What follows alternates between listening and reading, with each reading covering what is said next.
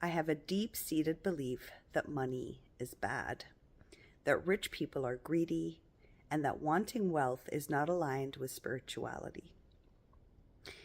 These beliefs make so much sense. So I'm seeing that how it's been fed to us to be true, and I'm trying to understand, why do I need to share this right now? It's not like this information you don't know. You know this, but it's like, let's do this. Let's just say, you know what? It's true. Money is absolutely evil, and rich people are the greediest, most horrific human beings on this planet, and that wanting wealth is not even aligned with spirituality. Let's play with that as a truth. So let's say, yes, okay, it is true. All of this is true. Then why do I want to be wealthy? Why do I want money? What is driving me to desire it? If having it means all these terrible things. So what does that drive? Ooh, this is very interesting. So I want it so much, and yet I want something bad. So then there must, here it's coming.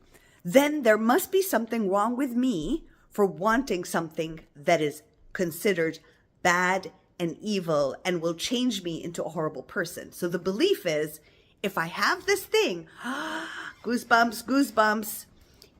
The belief is, if I have this thing called money that will help me live a really good life and enjoy my life and not go through pain, if I have this thing, I'm going to be a bad person.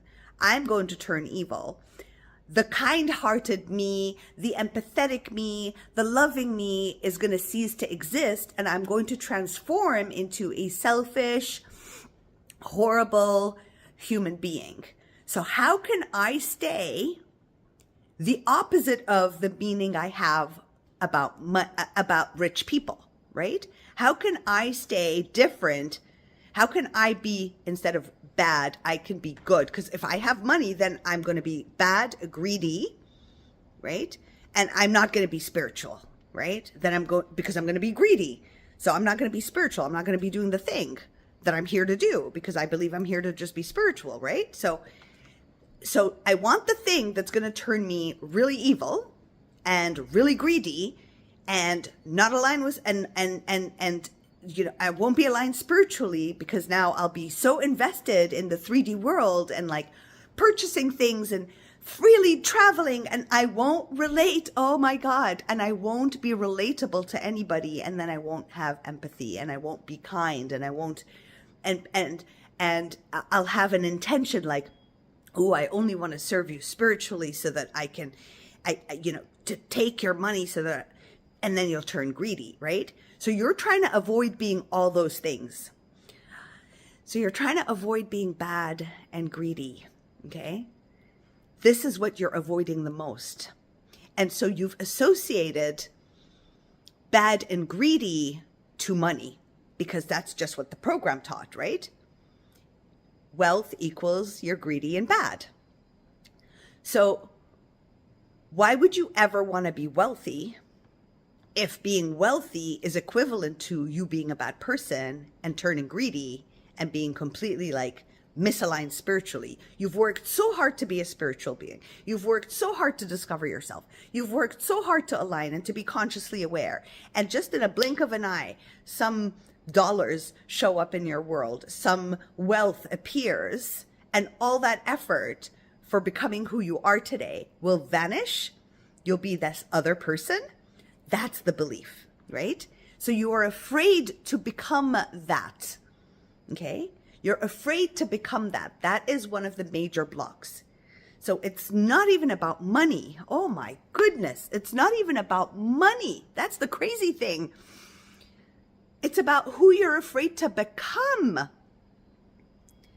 Okay? You don't want to become like these people. So it's as if you've put money in the category of bad, and that money has the ability to turn a really kind, loving person to a selfish, self-centered person. Now think about it. So many movies you watch, right? These people who have so much money and they're so selfish and arrogant and they da-da-da-da, and then they lose everything. Or like the movie Overboard, like she loses all her memory and she becomes humble and loving and kind because she's struggling. She doesn't have a lavish life anymore and doesn't have wealth. So she becomes humble again. It's like we hold humble up, the word humble. I need to be humble as like this utopic way of being. Yet we've associated being humble with being poor, right? With struggling, with suffering, with like shame of money, because money is the one that makes you bad, right? But what is crazy is no one advertises, hardly any movies you ever watch do you actually meet or get to experience a super kind, loving, generous, wealthy person. Although we have a huge example of that, which was Oprah Winfrey, right? But her example is not what every movie is showing. It's not the experience of your parents, of your family. It's not your personal experience of meeting rich people. Now, I've met rich people that are exceptionally wonderful and humble and down to earth and spiritual, and you would never guess they're rich. They just, unless you see their house or their car or what they're dressed, and they help so many people. So there isn't enough of that in the program to convince you that being rich and wealthy is a good thing. So you're worried about who you're going to become in this scenario. And you're so terrified to become that person. So let's release the notion that it has anything to do with money, because it has nothing to do with money. It has to do with how our brains have attached money equals power, greed, it's bad, it's evil, and that if you are connected to divine source energy, then you have to be disconnected from money. Because oh my God, so, okay, we're heading, something else is coming through, which is the spiritual part. The spiritual part is this. I either believe in God or source or divinity or whatever, or I believe in money. And we've split them up as two. Why? Because money is very 3D. God is infinite, right? And we can't seem to bring both as one somehow. So I have to choose one or the other, because the world we live in is very much like polarity. So you got to choose one or the other. Am I spiritual with God and all this?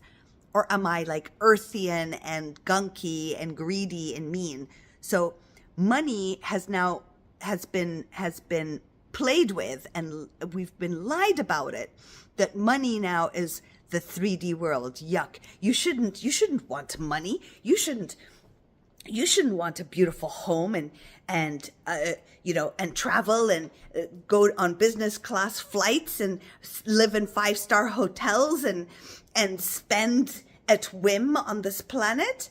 Are you crazy? If you do that, you're not connected to God. Look at all the spoiled people that you watch. Look at all the, you've got all these real TVs now, the desperate housewives of I don't know what, and they're all rich and they're bored and they're bitchy and their conversations are so shallow, and they're only like, they're talking about their bling blings and they don't know what to do, and they have it all. So they're so bored out of their wits that they're like, their only topics are like, the things they just recently bought, their sexual preference. Ooh, this guy is hot. Ooh, this girl is hot. Ooh, we want a threesome. Ooh, let's try sexual things differently now, because there's nothing else, right? This is what we've been shown, that once you are wealthy or comfortable financially, or you don't have to work insanely, or money just flows to you, you're going to become that person.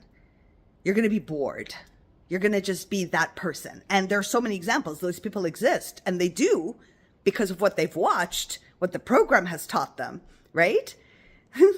The program has taught them that once you're comfortable financially, then this is what you do, right? This is who you will become if you're comfortable financially. Oh, this is who you're going to become. And you're like, oh my God, these are the people I can't stand. These are the people I don't want to be surrounded. Ooh, that's another one. I don't want to be surrounded by people like that. If I have all the wealth, if I'm so wealthy and money comes to me easily and I'm spiritual being, I'm going to end up being surrounded by those fake phonies that I've done everything most of my life to get away from and couldn't get along with. And these were the ones that hurt me. They couldn't see me. They couldn't feel me. They weren't attuned to divinity. They're emotionally immature. This is the freak out. That's the true freak out. That after all what I did, they're gonna be attracted to me. This is the world I'm gonna have to live in. I hope this is making sense. It's making so much sense to me. It's actually clearing up something for me. So, and then you say, because of this, I avoid charging for my efforts or work, no matter how much value I provide. When I see people asking for high prices for spiritual lessons or gatherings, I move away, as it feels out of alignment with my values. This statement, my darling, is so profound. You are not stepping away because of how much money you're going to have to pay them for spirituality. You are stepping away because energetically you know that what they will offer you, see, you're thinking it's because of the money, that, oh my God, they're asking for this much money, but it's supposed to be spiritual. There's something wrong with them. No, that's your inner God compass saying the kind of spirituality they're about to offer you or going to offer you, the money value they've put on it is so much higher than what they're actually going to offer you. So basically you are energetically feeling that this is a lie. Like your body's telling you, don't do that, because you will spend money on something that you resonate with, that you feel is incredible, that you feel so much better with, that aligns with you. But you've attached it to money and spirituality. It's not truth. Actually, this is a lie. So this statement is not true. Just keep feeling into it. It's your actual guidance system that's saying, nope, the amount of money that person's asking for to give me what they want to give me as a spiritual gathering, lessons, is not aligned to what I need. Sorry, I'm still sick. So it's not just, so when this happens, this means that there's something off energetically and this is not for you. That's all that that means. That's all that that means. You don't have to do anything or any thinking or, oh my God, what's wrong with me? I have to heal my spiritual and money thing. Now we understand what that really means, the spiritual and money thing and the bad thing. Okay. And just know that this is the only way in which the reason you're like turned off by these people is because you're turned off by them, but your mind wants to give you a reason. And so it's just attaching that as a reason so that you can have some logical reasons, because a lot of times we have such a hard time believing our intuition, believing that feeling. It's a gut feeling. Like there's no way around it. So the mind has to invent a story to be like, oh, it's because you have a problem. And always we know our minds love to make us the problem. Like, how can you fix yourself so that you can now be okay to give that much money to people that are probably nowhere close to as good as they are? Because you would spend that much money if they were really amazing at what they do. If you're like, you know what? I'm benefiting so much from this person. I love what they're doing. Whatever they ask, I'm willing to pay. Like that, it becomes irrelevant, and you will not think, but they're spiritual and they shouldn't be asking for money. That won't even be the thing. You'll be like, oh my God, I'll pay this person because I appreciate what they're doing and they've shifted my life, or they're doing this for me, and the price won't even matter. Is it making sense? Right? So that's just the brain trying to, so know that that is your guidance system talking to you. So think of somebody that you truly adore as a spiritual teacher, or a spiritual being that you're learning so much from, or you've connected so deeply and you're receiving so much, and they opened a course, or they've made a gathering, or they have spiritual lessons, and they're like, to be with us for 6 months, you're going to spend $10,000 and receive this wonderful stuff, right? But you really, really admire and respect this being. Answer me. Tell me in the comments. How would you feel? Would this thought come? Would you feel, ew, oh, I don't trust her or him anymore. I don't want to do anything with them. They're manipulators. They're taking my money. Or would you be, or would that not be a thought? And the more thought would be like, okay, can I get this money? How can I get it? I really want to be a part of it. What can I do? I love this person. I want to support them. Like, what direction would your mind go? Honestly, just say it. I'd love to hear what you have to say. Okay. The next slot of this is a pretty long video, but okay. These beliefs are holding me back from true abundance. I live paycheck to paycheck and find myself proud of resisting the pull of chasing money. Now, I'm proud of you too for not chasing money. That's amazing. Like, good job at not chasing money. Anything you chase a lover, you chase you chase a friendship, you chase this home that you want. Anything you chase, you're going to be in a constant state of chasing. Like, I'm chasing something, then that's the I am of the now. I'm a chaser, so I'm going to keep chasing, right? That's the energy. That's like, it's as if like if we're in a simulation, it's like you put in the computer, I am now in a chasing mode. So let everything that I desire, I'm only in a chasing mode. So this is wonderful. Celebrate yourself. Be very proud that you are. I just don't like the fact that you're resisting the pull of chasing money.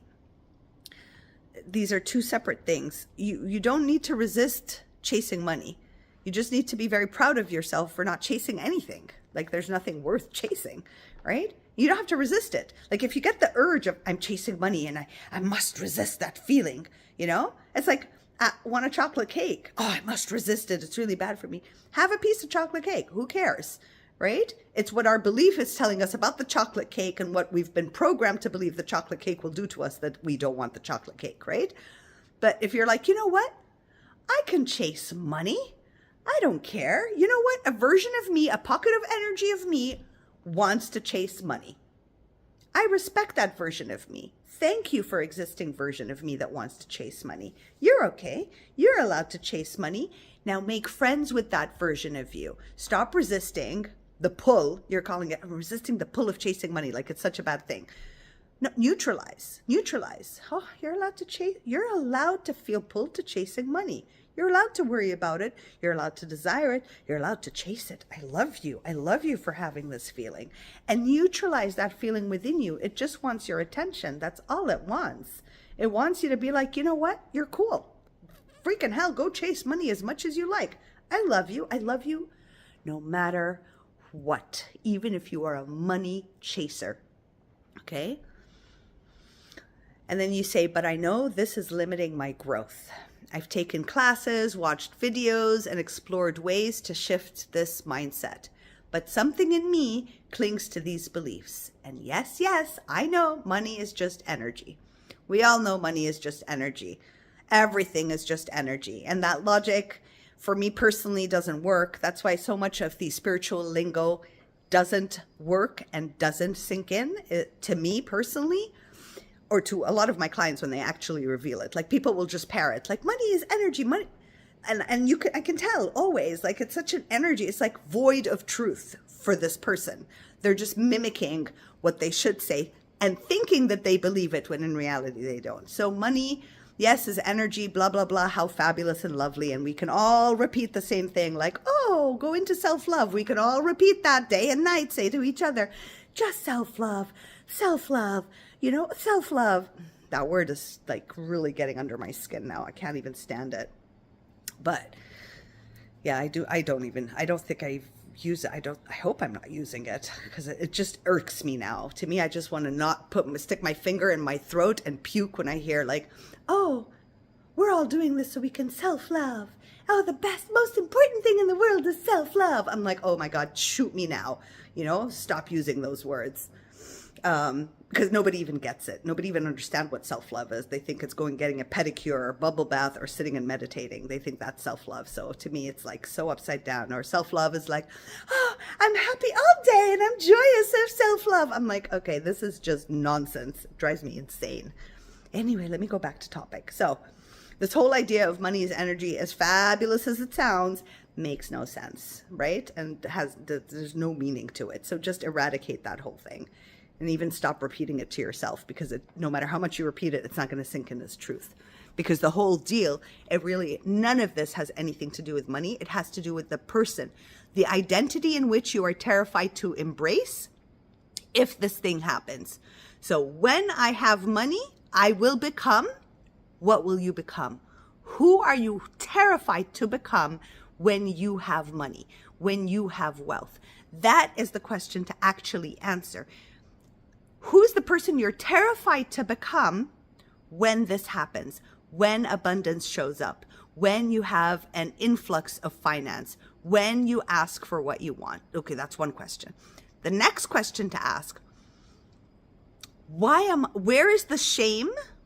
What is so shameful in me asking for the amount of money that I feel I deserve? Where's the shame in that? There's a shaming in that. Oh my God, I've worked through it. Oh my goodness. I still have particles of it because I'm still like, when from my private sessions, I'm like, you know what? Like they were like within 3 or 4 sessions, the person's like free and ecstatic. And I'm like, but it takes my time, right? And I give my all. And so I'm like, no, my price is this. And then some people are like, no, sorry, we can't. I'm like, well, But there's like, before that, I was so ashamed. I was like, no, I can't, I'm doing something good for somebody. And then I'm asking for, until I understood, no, I can ask for an apple. I can ask for a TV. I can ask for money. I can ask for whatever I want. But right now, the currency that I desire in return for the service is money. So I can choose what I want to buy with it, not tell the person I want a carton of apples. But so it's shifted. It's still in the works though. So you ask yourself, what is the shame behind it? What am I too embarrassed about? Ooh, what is my notion and idea of spirituality? What does spirituality mean to me? Now, I've come from a family of spiritual healers. This is my DNA. This is what we do. I told you before. This is what my grandma, this is what I was born into. She heals the world and was completely for free. It was a different time and age. And I was brought up to believe that if I do this stuff, I do it for free. That's why I was an interior designer. That was my career path. But I would just put my hands on people and they would feel better. I would talk. I would channel. I didn't even always channel. I would channel and, I'd listen so deeply to what they're saying and I channel. They'd feel so, but I was doing it. This was a passion, just for fun outside of my interior design work, which also, of course, naturally went into the energies because I could feel every energetic thing in every space, and I would design it in a way where the energies would align with the person's energy who's living in that space. With the color themes, it was a huge thing. It was this I did for 15 years. And I studied, of course, Feng Shui and Vastu and all the energy things, modalities. So I've always been into energies and spirituality. However, in saying this, with my grandmother, it had to be a certain way. It had to, I observed that she doesn't ever take money for it or anything, actually. It was a thing in Arabic, it's like lillah. It's just like what God gave me. So there is this program within us, but it's falsity. It doesn't even make sense anymore in our today world. So ask yourself, where is the shame in it? Where does this belief come from? It probably comes from religions, prophet stories, all those things where, if you've noticed, a lot of prophets or messengers of God were poor.